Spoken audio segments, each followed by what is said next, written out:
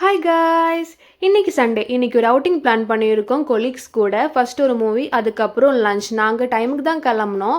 But 2 பேரே wait பண்ணி ரொம்ப லேட் ஆச்சு. படம் ஆரம்பிச்சுட்டு ஒரு இன்டர்வெல் ஆக டைமில் தான் நாங்கள் அங்கே ரீச் ஆனோம். ஃபினிக்ஸில் தான் படம் புக் பண்ணியிருந்தோம்.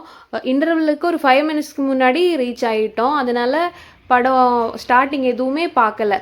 தனுஷோட மூவின்னு மட்டும் எனக்கு தெரியும். பட் அந்த படத்தோட பேர் கூட இப்போ வரைக்கும் எனக்கு தெரியாது.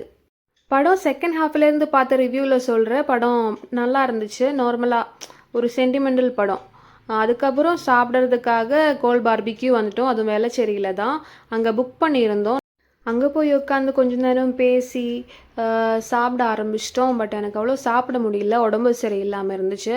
அதனால கொஞ்சம் சாப்பிட்டுட்டு அங்கேருந்து கிளம்புனோம். அதுக்கப்புறம் ஈவினிங் எங்களுக்கு ஒரு பர்த்டே ஃபங்க்ஷன் இருக்குது. அது கூட முடிச்சுட்டு தான் வீட்டுக்கு போக முடியும். அதுக்குள்ளே இப்போவே நான் ரொம்ப டயர்டாக இருந்துச்சு.